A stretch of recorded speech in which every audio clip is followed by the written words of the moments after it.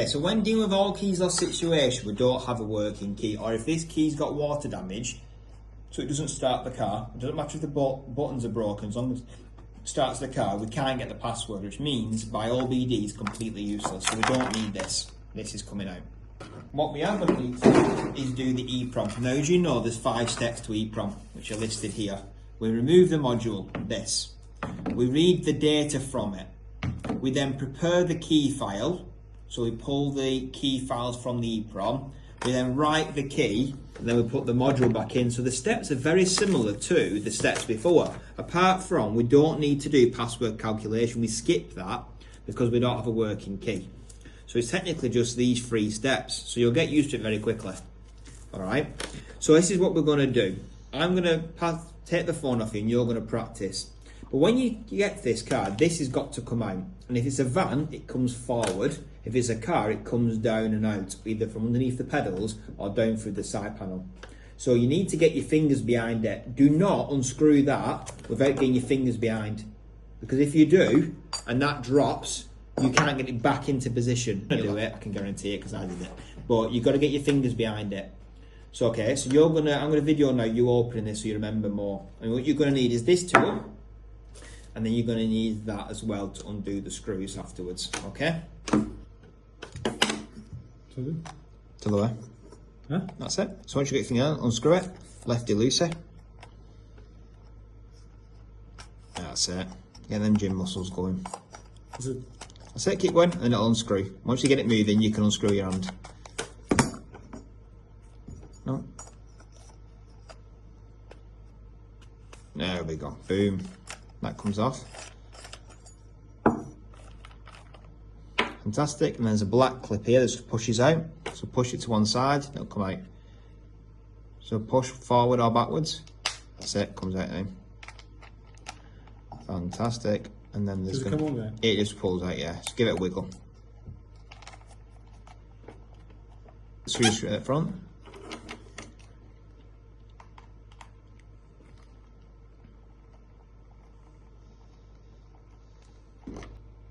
Jobs are good. So put them screws in there so we don't lose them. That's it. Now gently squeeze in, it should pull apart. Be careful not to drop that circuit board.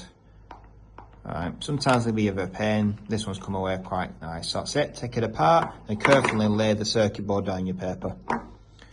Jobs are good. So then we've got the eye out. What we need to now do is choose the correct adapter. And how we choose the correct adapter is we use the VIN number on the front. In this case, after the logo, there's 3 numbers. This is 169. Can you see that, Chris? Yeah. Right, so now you need to go to your adapters and find one that says 169. And there might be more than one. Let's just double check.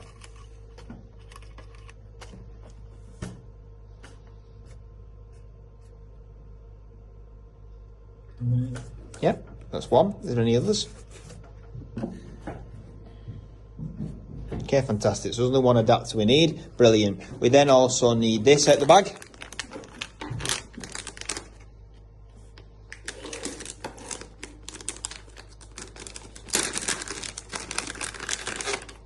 Fantastic. We then open the box up here and we need the DB15 cable. So there's a cable in here that says DB15. Okay? So you need that one. We also need a power cable. So right. Okay, we've got a 12 volt adapter.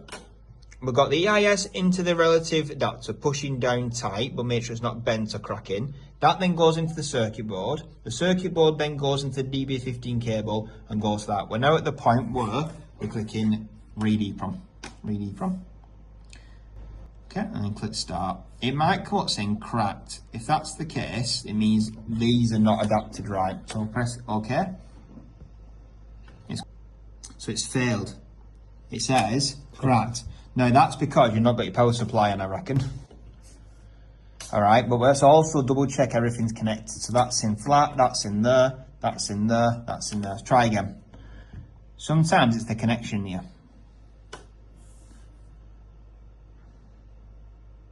So cracking means it's failed? Yeah, but don't panic. When you see crack, you think, shit, I broke something. It's not. It's just, it means like it's trying to crack the software. There, yeah. So it's read it this time. So let's save that file as Chris test if you can.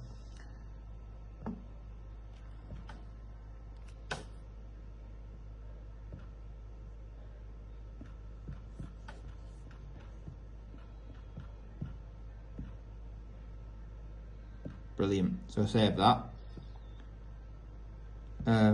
Right, so we've just completed this step now. We're now going to be doing the prepare key file. So we've saved it. Okay, so we'll go all the way back to the main screen now. I need to go under select back to main menu, select programming, select bends. Okay, the option I'm looking for now is prepare key file. So select by system, prepare key file. Same as like before, click start. Prepare key file. Okay, the first file you saved. So now it's going to give us access. So it says not supported. Load the correct file. That means it's not read that file correctly. This sometimes happens. So what you're doing in this procedure is just look to see if there's any other files, and if there is, we need to reread it again. So nothing under my data, so it's definitely that local file. So it says not supported, so it means it's not read it right. So we've got to go all the way back to the beginning and read it again. Something's not read right. This does happen with EEPROM files, so don't panic too much. So we're going to click on back to home screen, that, search. Was it 169? Yeah.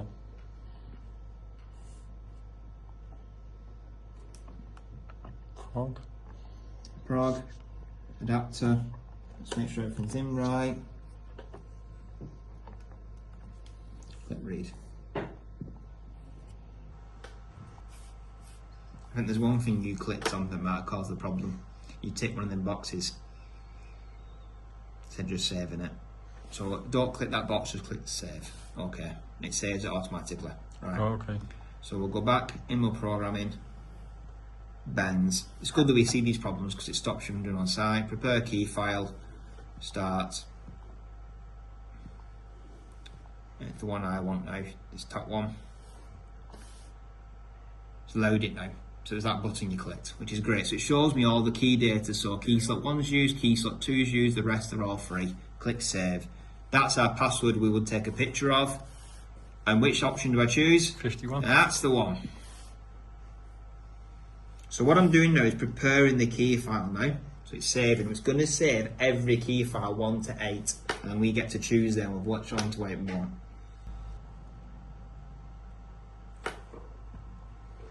Boom, save them.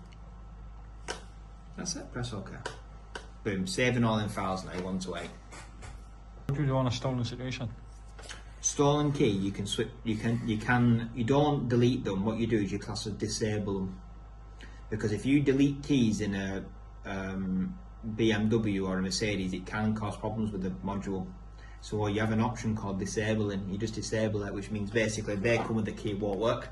But if someone comes back with a machine again, they could switch it back on. But they've got to get in the car to do that. That's it, press OK.